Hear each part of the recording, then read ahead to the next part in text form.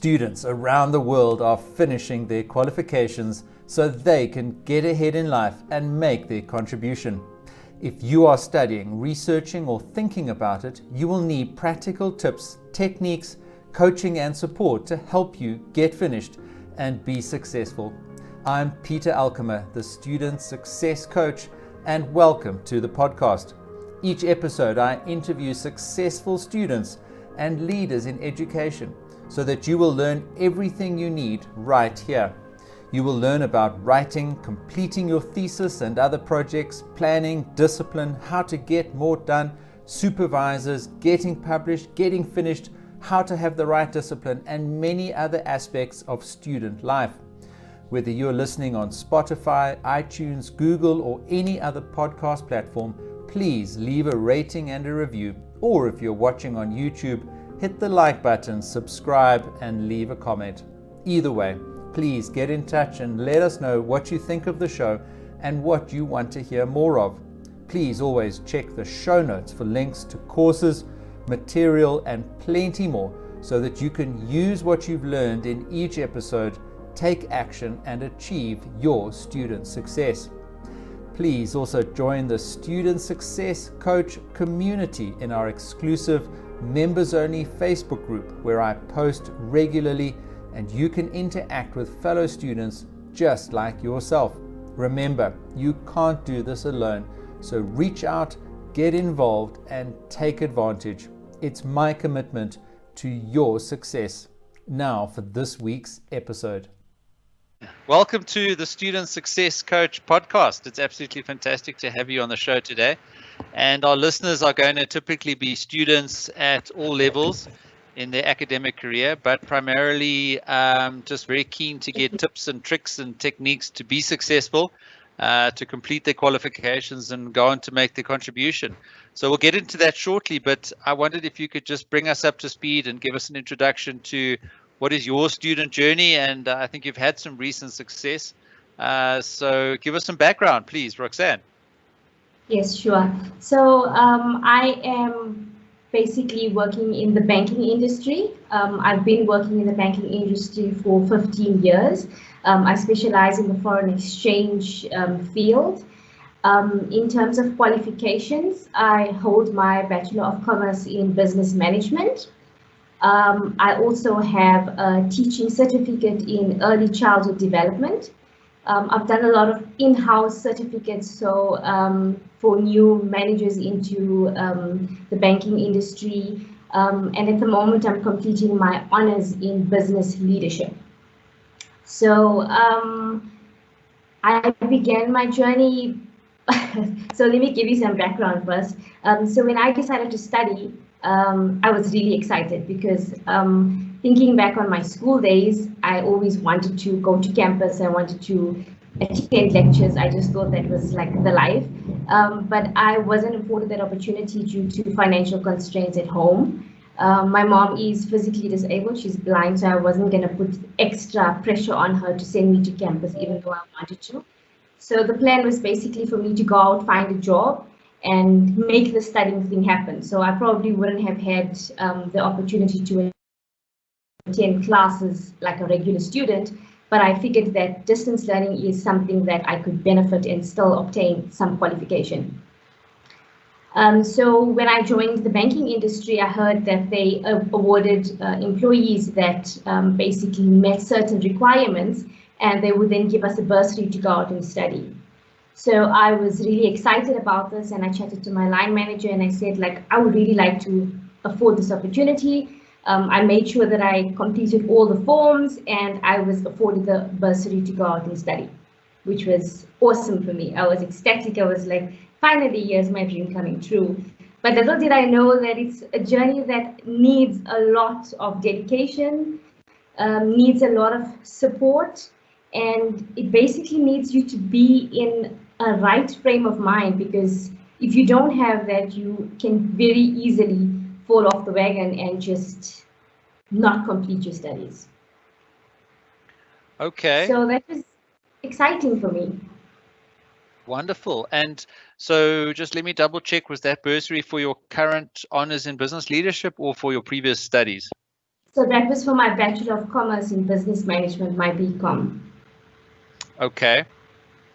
Okay, so you had a bursary to do your BCom and you did that part-time? Yes, I done that part-time. I was working and studying at the same time, managing a family as well. So in year 2 of my studying, I fell pregnant with baby number 3. And I was like, oh my word, what am I doing? I'm studying and having a baby. But I was actually asked to defer for that year because I was hypertensive, so it was extra pressure on the studying. But I think I set that goal up that I would like to have my degree in 3 years' time. And because of that goal, I decided not to defer. So I wasn't allowed to attend classes as such, but I was allowed to complete my assignments and write my exams. So and I must say that the student support that I got from my peers as well as the learning institution was phenomenal, because that's what kept me going, and that was how I was able to complete my degree in 3 years, even though I was pregnant. Wow, that's an incredible story. So would you say that community support from your fellow students, was critical to your success? And maybe just break it down for us. I mean, what did that translate to in terms of, day to day, getting the work done, getting the assignments in, getting through exams and so on? What specifically was the type of support that you needed from your fellow students? And I think people listening in are going to be very keen to set themselves up for success and equally make sure that they're there to help, their colleagues as students as well. So, I mean, you had a busy family life, you had quite a lot on the go, obviously a full-time job as well. Just break it down for us and make it practical in terms of, how you think people should focus on the type of support that they need to get through these studies and be successful. Totally. So it's so true that when you have a full-time job and you've got a family and you've got studying, that you sometimes don't know how to balance everything. And that's why it's so important to have study groups or study peers. So we basically had a simple thing, a WhatsApp group, where we now and then would just check in, just do a normal check-in with the guys to say, how are you guys doing? Have you submitted your assignments? Just to motivate each other, and if there's one falling behind, basically see how we can pick that person up, because ideally we've all joined this program together. We all want to leave together. We all want to graduate together.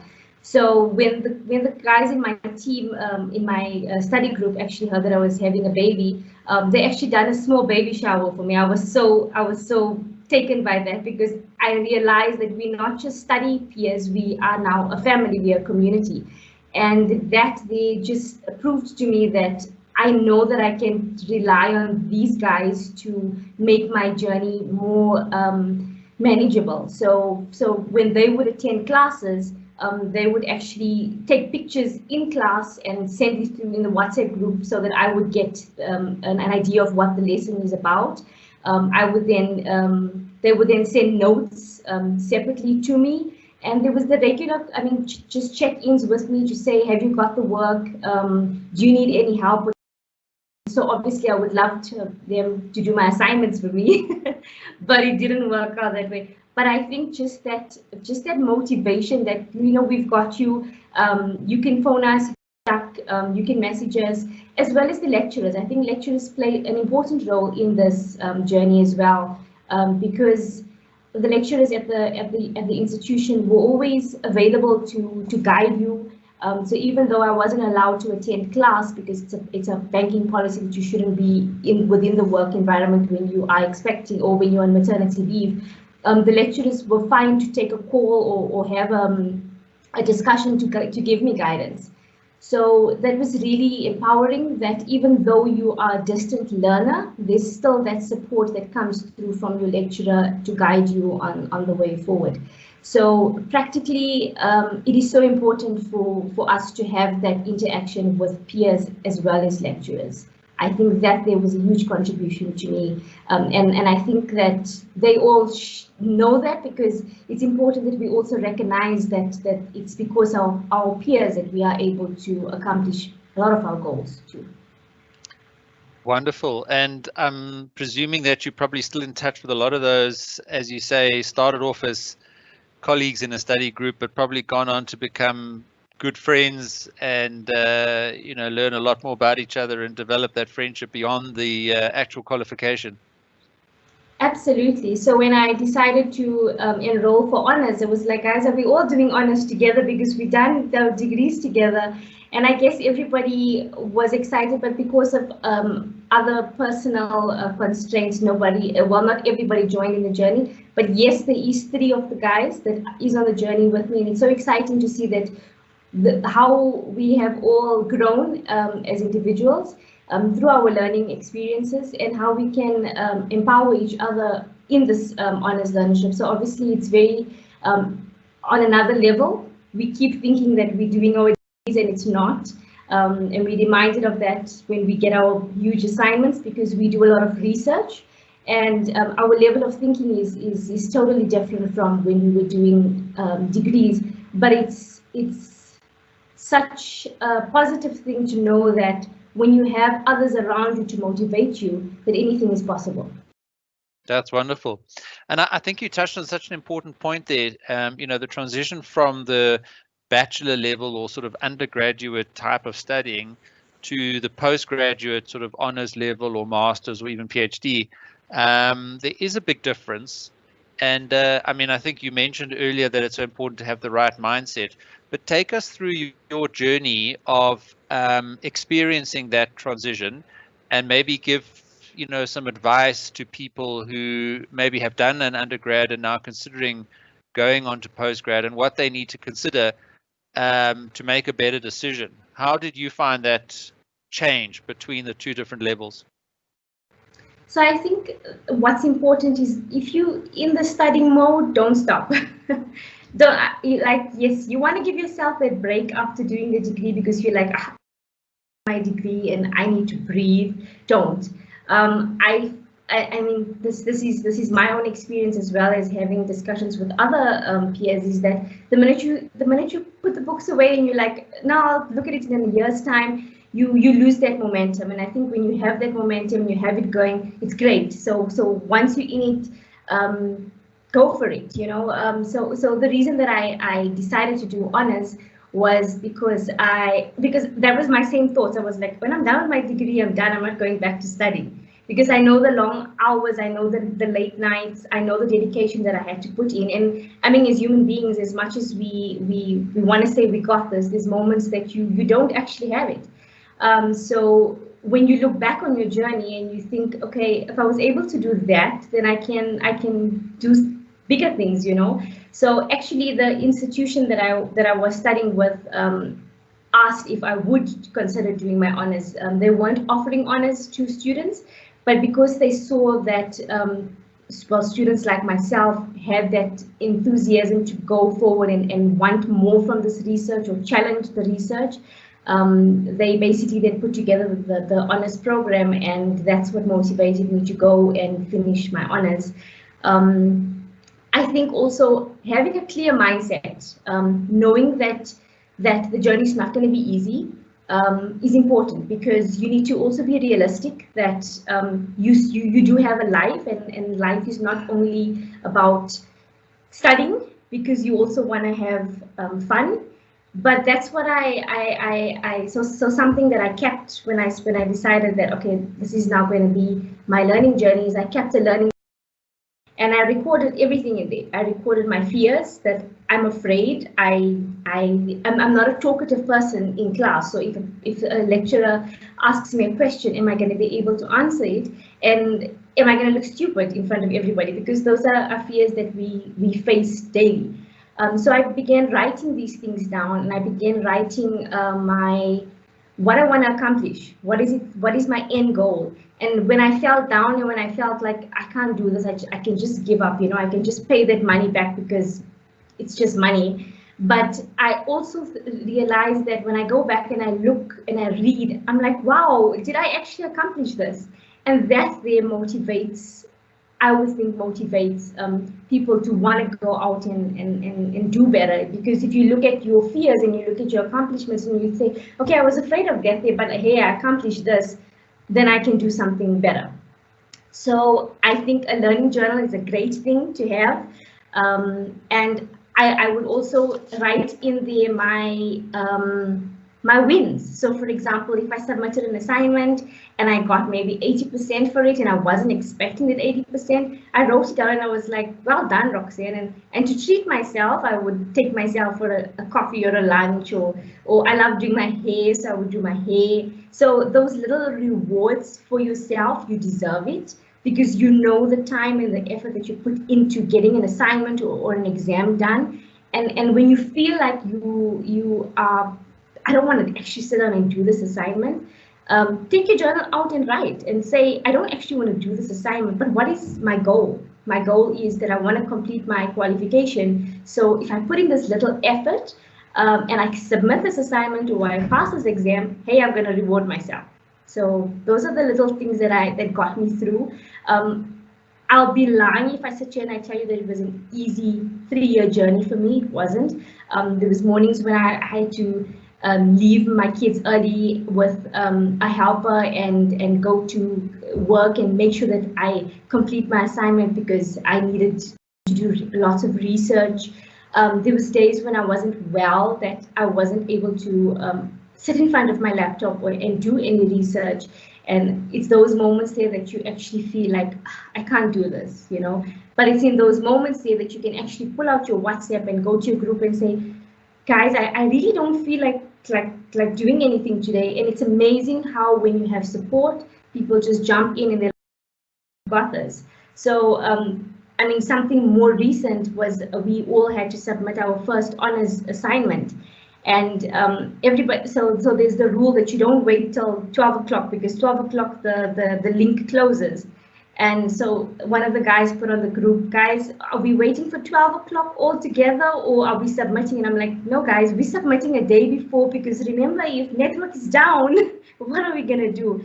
And everybody was like, yeah, no, let's, and everybody submitted together. And I think that they helps those that are not on the same level, basically, or if they haven't even attempted the assignment, to want to get on board because they don't want to be left behind. So I think creating that message as well is so important, that we support each other because you never know tomorrow when you need that support. Wow, that's so inspiring. I just love that learning journal and your sort of personal reflections, which you could then look back on over time, and you know, through the thick and the thin, the good or the bad, the up and the down, you just kept that journal going, and it was a reminder of that sort of golden thread of persisting, overcoming, and that if you'd been able to triumph previously, then you could triumph again. And you know, those reminders, I think it just sounded so wonderful that you're able to go back and reflect on that. But then, you know, the emotional support and encouragement from your fellow students, I guess, you know, in the WhatsApp group. But then also, as you say, just, you know, staying ahead and not waiting to the last minute to submit your assignment, getting organized, putting a little bit of pressure on yourself just to avoid, you know, unnecessary stress and those sorts of issues. So Roxann, I mean, all of that has been absolutely very insightful. And I think the one thing I took away was that learning journal. I think people listening today, you know, that's something you really need to get into the habit of doing, is just, you know, jotting down your thoughts, your personal reflections, which is often separate to the content of what you're actually doing. You know, you'll have plenty of opportunity to write and document all of that, but this is your own personal journey as Roxann, you know, going through this process. Roxann, I wanted to just ask you then, so, I mean, obviously a big difference between the BCom and the honors. And as you said, you know, moving to another level and you need to have the right mindset, etc. Just in terms of some of the practices you mentioned, now obviously doing a bit more research and a lot more writing, and the assignments are a bit bigger and so on. What is your approach to, you know, researching and writing and thinking about these complex problems and getting through obviously a lot of the reading, you know, that you have to do for the honors, etc. Maybe just give us some tips and tricks there that can help people who are listening in and probably also studying at the same level. Absolutely, Peter. So I think when I started, well, when we had our first live seminar, when we were being onboarded, one of the key things that one of the lecturers said is have a study timetable. And I thought, study timetable, how do you actually put that together? So I then thought about it and I said, so if I need to basically, if I in a week have 1 hour that I can spare, let me write that study timetable to say that in the week I will spend 1 hour a day, even if it's just reading. Because in research, there's a lot of reading that you have to do. There's a lot of articles that you go through. There's a lot of books that you have to do. You need to read, you need to basically, because you need to make sense of what it is that you're trying to argue. So you don't want to be in the last minute just jotting down everything that doesn't make sense. You want to make sense of what you're writing and you want to be able to defend what you're writing. So a study timetable is key. You need to have that in place. It doesn't need to be unrealistic, because if you're putting down there, I'm going to spend 4 hours studying, and highly unlikely that you're going to actually sit 4 hours and really just study. Another thing that I needed to also basically put in line and be strict on myself is to limit distractions. Distractions is huge. Our biggest distraction, our phones. The minute you say, all right, guys, I'm going to study, you go into the room, you close the door, what do? You take your phone out. I do that. I let me just check my WhatsApp, and then you're distracted. Your mind is there. Let me just check social media, and then you begin scrolling. And so I try, and when I'm going to study, I give my phone to my daughter. I'm not supposed to, but I give it to her, and she watches some YouTube cartoons. But I know that I don't have my phone around me and I don't have her around me to distract me, so I can put in that time. I set that realistic hour, even if it's hour that I'm just going to be reading and just making down notes. I know that I've done something, and you feel good about yourself that you've committed to this hour. So that there was key, and I think that there is very important, irrespective of whether you're doing a degree, a certificate, or honors. Having a study plan is important, because you don't want to be left in a situation where weeks have passed and then you realize, oh wow, an assignment is due and I've done nothing. So you need to put in that effort. As much as we want to rely on peers to support us, it needs to be something that you are committing yourself to do. So it starts with a clear mindset, putting your focus in what you need to do, and that study timetable is so key, and your distractions. So try not to open your emails if you're using a work laptop, because the minute you see that one email, you're going to want to respond to that email, and it just then takes your focus off everything. So yeah, and I think also be realistic with yourself. Don't put too much pressure on yourself, and really just have fun. Have fun, because learning is fun.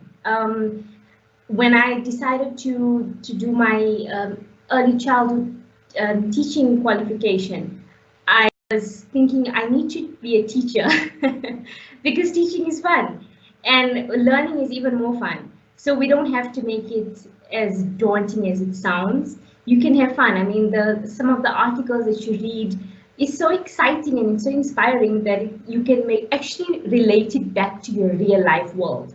And I think with the institution that we're studying with, a good benefit is that whatever we learn, we need to take it back into our workplace. So it becomes practical. I myself am able to think on a different level from my peers. You know, we're studying business leadership, and we are basically looking at different leaders in our organization, and I'm able to sit in a meeting and identify, okay, I see your leadership style, and okay, wow, I didn't know that you could have more than one leadership style. So making your learning apply to your life, even if you're not studying in an institution that allows you to do that, you can do that in your own space. You can make your student or your learning journey a success in many ways, not just in your workplace, but in your personal life as well. Because the way, I mean, if you go for a braai, and if you are maybe that person that is the one that they always pick on, when you are able to speak on a different level, they then take you serious. They're like, hey, this guy knows what he's talking about, or this girl knows what she's talking about, purely because your learning is helping you in your own personal way as well. So don't just think of, I'm going to get my honors, I'm gonna have that qualification. let it be something that you're able to apply in your everyday life. Wonderful. Roxann, so I guess anybody listening now, I mean, you talked about a braai just now, which in a South African context is when we get together and have fun on a Saturday afternoon and put some steaks on a fire, and usually the families are all together. So that's just a South African term for having a good time on a Saturday afternoon. Yes, that I suppose you also have when it's just your study colleagues, and then everyone's talking about all the wonderful topics that you guys are researching and learning, as you say, and bringing the fun aspect into it because it makes it more relevant, and you find that it triggers off more meaningful conversations, and you become, as you say, more knowledgeable on a wider range of topics. And if you do have, the sort of situation where you're applying, what you've learned directly into your role at work, that's even a greater reinforcement of some of the things that you're learning there as well. So I absolutely love everything that you've said, and I think it's just so packed of wisdom and insight for everyone that's listening. And so maybe just take us, looking ahead for you, what is student success for you? When are you planning at some point when you write in your journal, your learning journal, finished honors, time to reward myself? What does that look like for you? When is that going to happen? So I have honors will be done next year, August. It feels like it's a long time away, but we just look back on this year and how the year is already over. I feel like it's going to be in the blink of an eye. But I must say I'm really enjoying the start of this journey.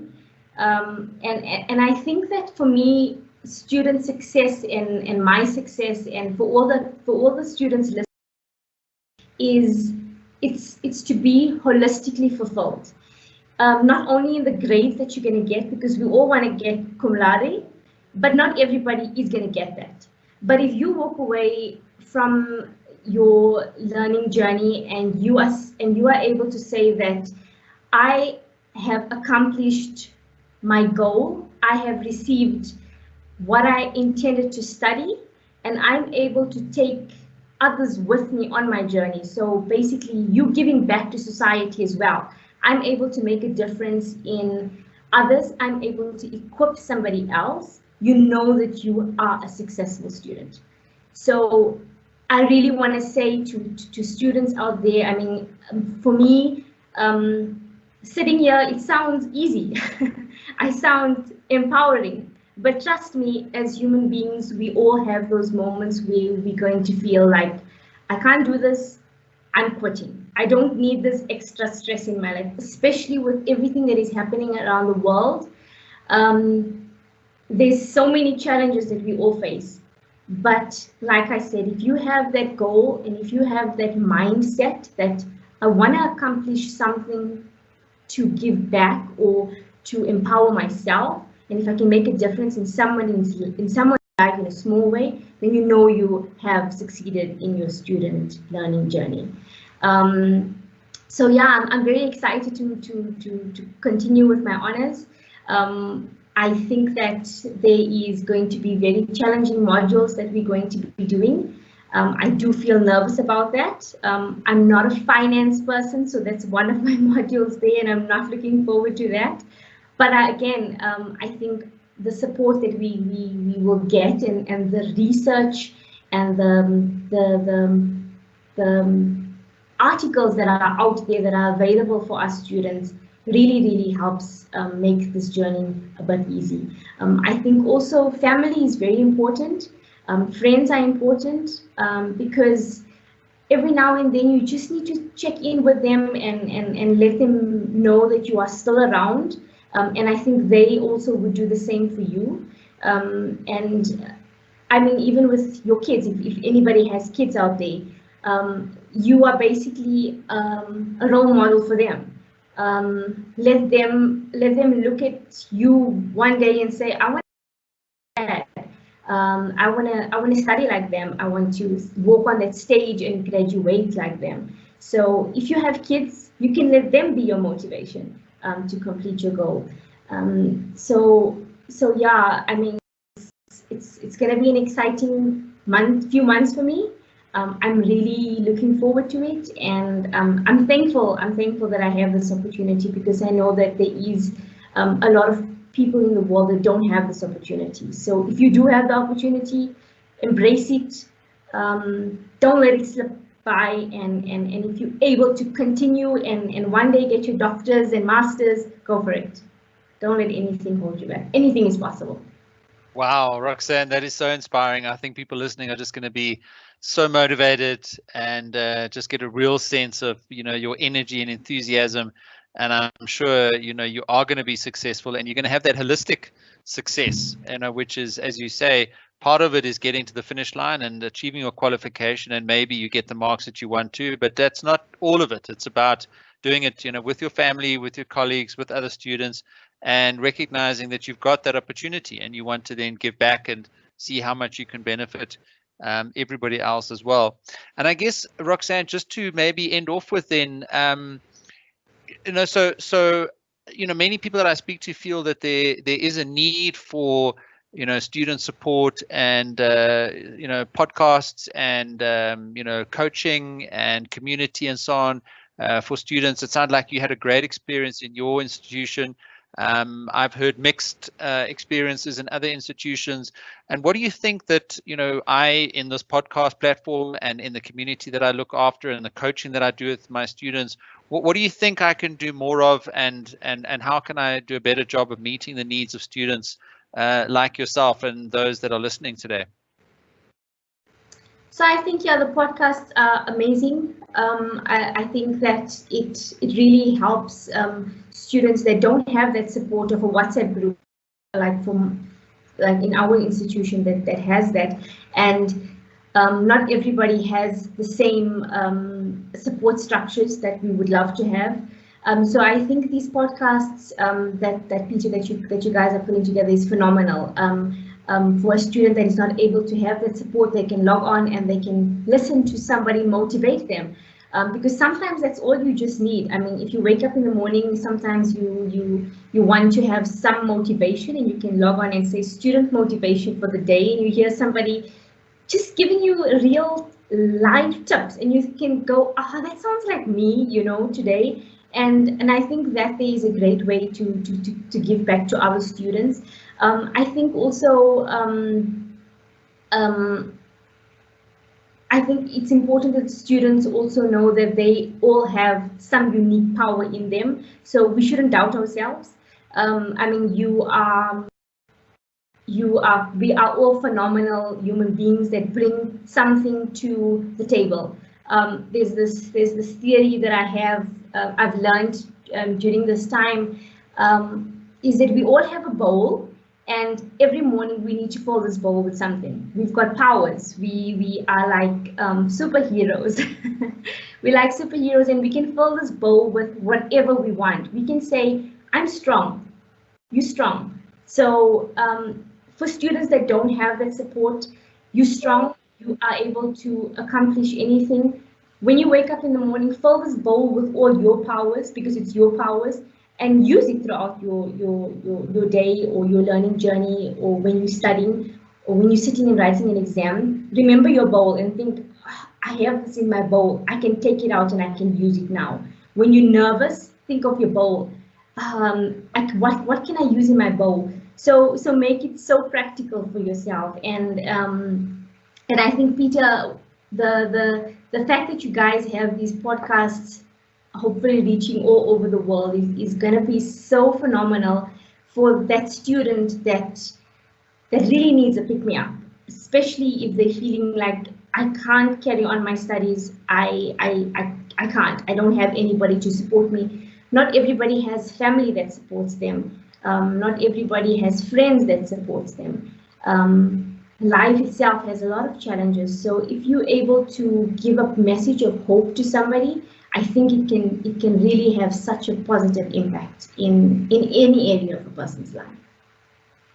And Roxann, I think that message of hope that you've given out today is one that is going to carry to all corners of the world and to all the students that are listening in today. I'm certainly motivated, and I almost feel like going and doing some more studying. And I'm sure that if you're in the middle of studying and you've listened to Roxann today, then hopefully that's been the motivation or the pick me up. I love that. The pick me up to fill your bowl for the day is our discussion today with Roxann, which has been, I think, just such a wonderful journey through your background and bringing us up to speed with all the tips and tricks that you've learned and what you've been able to get through in your life and what you've been able to balance. And, you know, from the show, we just wish you absolutely everything the best and look forward to having you on in the future when you have achieved all that success and you've got the honors under the belt and maybe going on to something else. But certainly you're going to reward yourself and I think record that journey in the Learning Journal. So Roxann, thank you. Any last thoughts from yourself? No, thank you so much for this opportunity, and really my end goal during this interview today was to help somebody out there, to empower somebody that you can be who you want to be, and student success is what you make of it, and most importantly, have fun. Don't let it be daunting. Have fun, reward yourself, and just embrace the opportunity. Thank you so much. Wonderful, Roxann. Really appreciate that inspiring message of hope and encouragement today. Thank you very much. Cool. Thanks, Peter. Cheers. Bye-bye. Cheers.